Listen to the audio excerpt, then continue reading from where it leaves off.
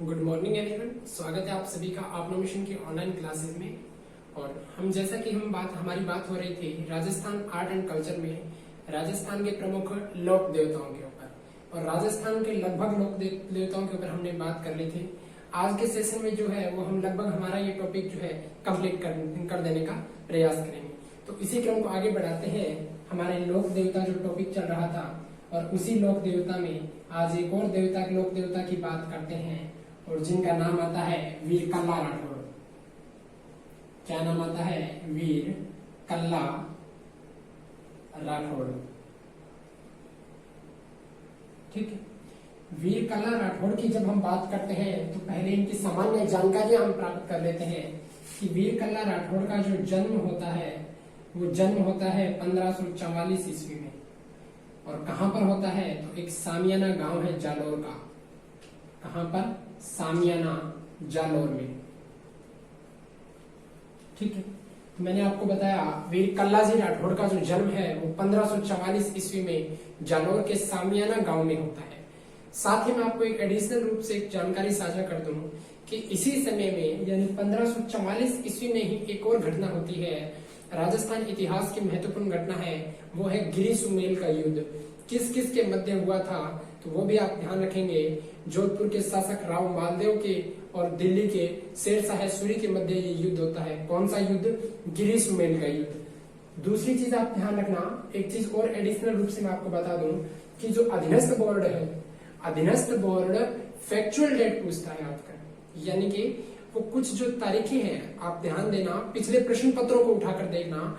वहां पर उसने जब प्रश्न पूछे हैं तो उसमें कई तारीखें पूछी है। जैसे प्रतियोगी परीक्षाओं में पूछ लिया जाता है कि गिरी सुमेल का युद्ध कब हुआ, 1544, 45, 46, 47 ऑप्शन में दिया हुआ मिलेगा। लेकिन अधीनस्थ बोर्ड क्या करता है, इसके साथ में दिनांक भी पूछ लेता है। तो जो महत्वपूर्ण तारीखें आपके सामने आएगी राजस्थान इतिहास की जब हम बात करेंगे, वहां पर जो तारीखें होगी उन महत्वपूर्ण तारीखों को आप एक अलग से एक पेज पर फॉर्मेट बना के रखना। जब एग्जाम हो उस टाइम उसका एक रिव्यू कर लेना, जिससे कि आपको वो समस्या नहीं होगी। क्योंकि अधीनस्थ बोर्ड ने इसी गिरी सुमेल के ऊपर जो 1544 में हुआ था उसके ऊपर प्रश्न दे दिया था। ठीक है। 4 जनवरी 1544, 5 जनवरी 1544, 6 जनवरी 1544, 7 जनवरी 1544। ठीक है। यानी इस तरीके से उसने प्रश्न बनाकर दे दिया था। खैर, इस मैटर पे जब हम गिरी सुमेल युद्ध जो आएगा राजस्थान इतिहास की बात करेंगे तो वहां पर हम इस मैटर को देखेंगे। अभी आप ध्यान रखना कि इनका जन्म होता है 1544 से सामियाना गांव नागौर में आता है। ये सामियाना गांव कहां पर आता है? तो नागौर जिले की बात करते हैं। एक इनके गुरु आते हैं वीर कल्लाजी राठौड़ के, और इनके गुरु का नाम आता है योगी भैरवनाथ। योगी भैरवनाथ। तो वीर कल्लाजी राठौड़ के जो गुरु है उनका नाम क्या है? योगी भैरवनाथ। साथ ही साथ आप ध्यान रखेंगे कि इन्हें कुछ अन्य नामों से भी जाना जाता है। वो क्या है? इन्हें 4 हाथों के देवता के रूप में पूजा जाता है। ठीक है। साथ ही साथ इन्हें शेषनाग का अवतार माना जाता है।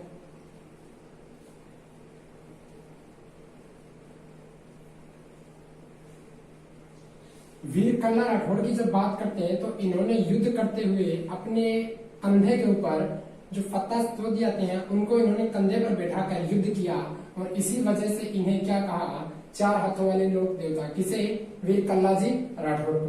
शेषनाग का अवतार भी इन्हें कहा जाता है। अगर हम इनके मुख्य मंदिर की बात करें कि इनका जो मुख्य मंदिर है वो कहां पर आता है, तो सामियाना गांव नागौर में ही इनका मंदिर आता है। सामियाना नागौर में ही इनका प्रमुख मंदिर आता है। साथ ही साथ बात करें कि वीर कल्ला राठौड़ की जो छतरी बनी हुई है वो छतरी कहां पर है, तो चित्तौड़ दुर्ग की बात करते हैं। चित्तौड़ दुर्ग के प्रवेश द्वार पर, मान लीजिए आप, प्रवेश द्वार भैरव पोल पर, यानी चित्तौड़ दुर्ग का प्रवेश द्वार का क्या नाम है? भैरव पोल। और उसी भैरव पोल के पास में वीर कल्ला राठौड़ की क्या बनी हुई है? छतरी बनी हुई है। एक और चीज आप ध्यान रखना कि वीर कल्ला राठौड़ की जो सिद्ध पीठ आती है, सिद्ध पीठ जो आती है वो आती है रनेला गांव, और रनेला भी आपका कहां पड़ता है? चित्तौड़ में। ठीक है। तो यहां तक आप ध्यान देना वीर कल्ला राठौड़ का जन्म होता है 1544 ईस्वी सामियाना गांव नागौर में। इनके गुरु का नाम है योगी भैरवनाथ। इन्हें 4 हाथों वाले लोक देवता और शेषनाग का अवतार भी कहा जाता है। आगे हमने देखा इनका प्रमुख मंदिर भी सामियाना नागौर में बना हुआ है और इनकी छतरी जो है वो चित्तौड़ दुर्ग के भैरव पोल द्वार पर बनी हुई है। और साथ ही हमने कहा कि इनकी प्रमुख सिद्ध पीठ जो है वो चित्तौड़ के रनेला गांव में बनी हुई है। इनकी बात की हमने वीर कल्ला राठौड़ की। ठीक है, इसी क्रम में हम आगे और एक लोक देवता की बात करते हैं और जिनका नाम आता है इलोजी। क्या नाम आता है? इलोजी।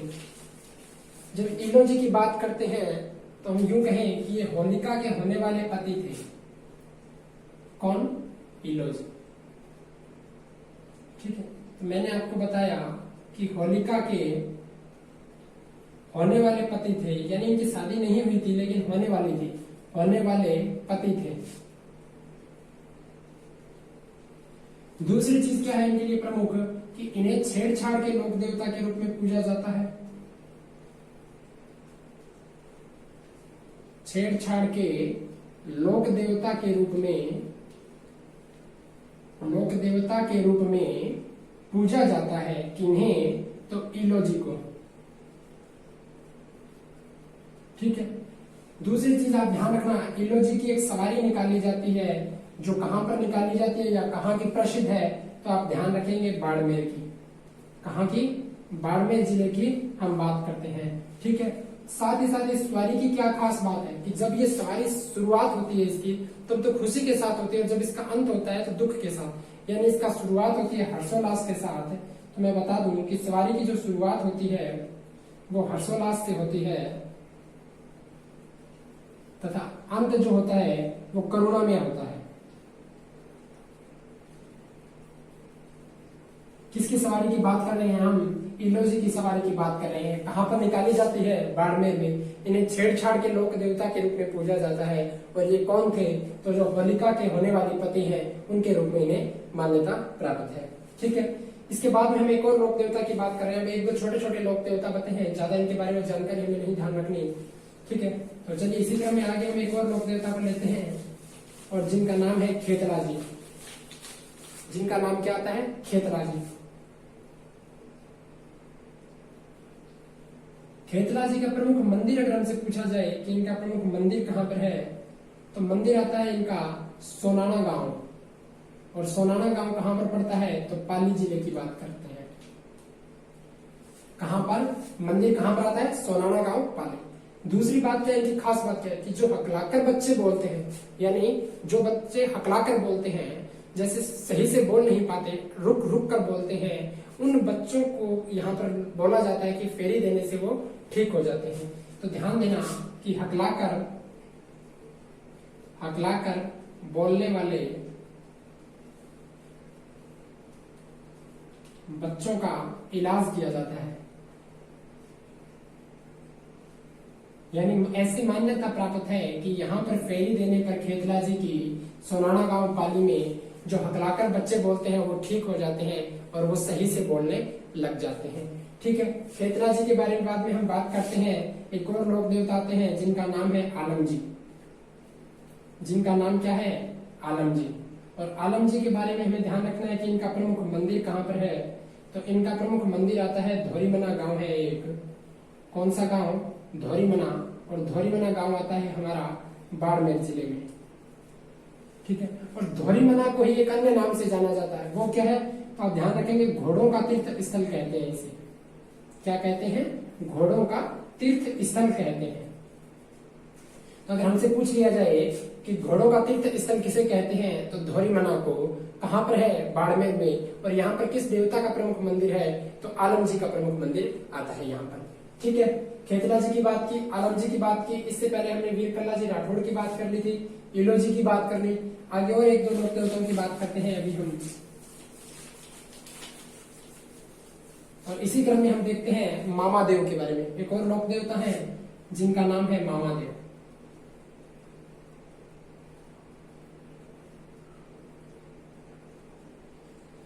ठीक है, इन्हें बरसात के लोक देवता के रूप में पूजा जाता है। किसके रूप में? बरसात के रूप में। बरसात यानी वर्षा के रूप में। बरसात के लोक देवता लोक देवता के रूप में पूजा जाता है।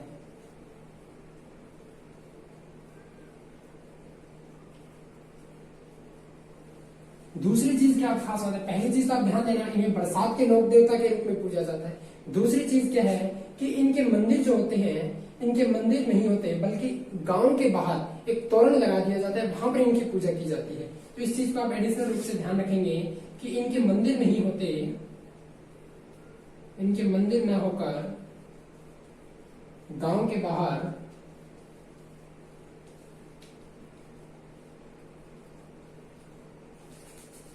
बाहर इनके तोरण की पूजा की जाती है, तोरण की पूजा की जाती है। साथ ही साथ आप एक चीज और ध्यान रखेंगे कि इन्हें जो है वो भैंसे की बलि दी जाती है। किसकी बलि दी जाती है? भैंसे की बलि दी जाती है। तो मामा देव के बारे में हमने क्या बात की कि इन्हें बरसात के लोक देवता के रूप में पूजा जाता है। साथ ही हमने देखा कि जो इनके मंदिर नहीं होते बल्कि गांव के बाहर इनका एक तोरण लगा होता है, वहां पर इनकी पूजा की जाती है। साथ ही हमने देखा कि मामा देव को जो बलि दी जाती है वो किसकी बलि दी जाती है? भैंसे की बलि दी जाती है। किसकी? भैंसे की बलि दी जाती है। ठीक है, इससे आगे हम एक और लोक देवता की बात कर लेते हैं और जिनका नाम आता है रूपनाथ जी। रूपनाथ जी, इन्हें ही झोरड़ा जी भी कहते हैं। रूपनाथ जी और इन्हें ही झोरड़ा जी भी कहते हैं। ठीक है, इनके बारे में आपको ज्यादा कुछ चीजें ध्यान नहीं रखनी है। एक तो आप ध्यान रखना, ये पाबू जी के भतीजे थे। कौन थे? पाबू जी के भतीजे थे। और जब पाबू जी की बात करते हैं तो वहां पर हमने देखा था कि जीनराव खींची को हमने के बारे में बात की थी, और उस जीनराव खींची की जो हत्या की थी वो इन्होंने ही की थी। तो आप ध्यान रखना, जीनराव खींची की हत्या इन्होंने ही की थी। ठीक है, साथ ही हम रूपनाथ जी की अगर मंदिर की बात करें तो इनका मंदिर कहां पर बना हुआ है? कोल्लूमंडई। कहां पर बना हुआ है? कोल्लूमंडई। आप ध्यान रखेंगे कि रूपनाथ जी और झोरड़ा जी जो है वो पाबू जी के भतीजे हैं, और जीनराव खींची की हत्या इन्हीं के द्वारा की गई थी, और इनका मंदिर जो है वो कहां पर बना हुआ है? कोल्लूमंड गांव में बना हुआ है। ठीक है, इतनी चीजें ही ध्यान में। ये हमारा जो लोक देवता का टॉपिक है वो लगभग पूरा हो चुका है। जितने लोक देवताओं के बारे में महत्वपूर्ण तरीके से हमें बात करनी थी वो हमारा पूरा हो गया।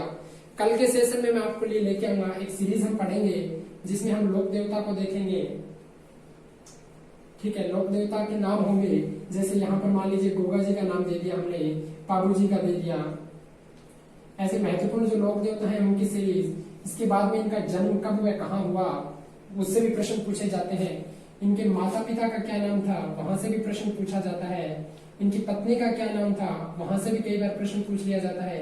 इनके गुरु का क्या नाम था, वहां से भी प्रश्न पूछ लिया जाता है। इनकी प्रमुख घोड़ी का क्या नाम था, वहां से भी प्रमुख प्रश्न पूछ लिया जाता है। और इनका प्रमुख मंदिर है वो, और यहाँ पर हम बात करें इनके प्रमुख मेले जो लगते हैं वो कहाँ पर लगते हैं, वहां से भी प्रश्न पूछ लिया जाता है।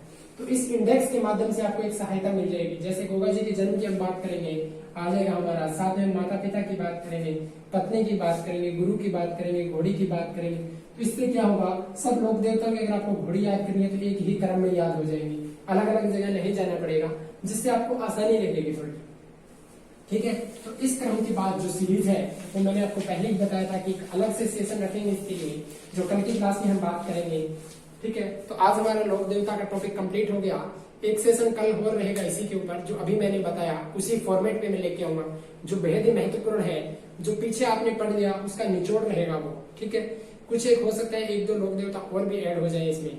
बाकी जो हम प्रश्नावली जब करेंगे तो जो लोक देवता छूट गए हैं उनसे संबंधित प्रश्न वहां पर आ जाएंगे। ठीक है, तो आज के लिए इतना ही, कल फिर बात करते हैं। तब तक के लिए धन्यवाद।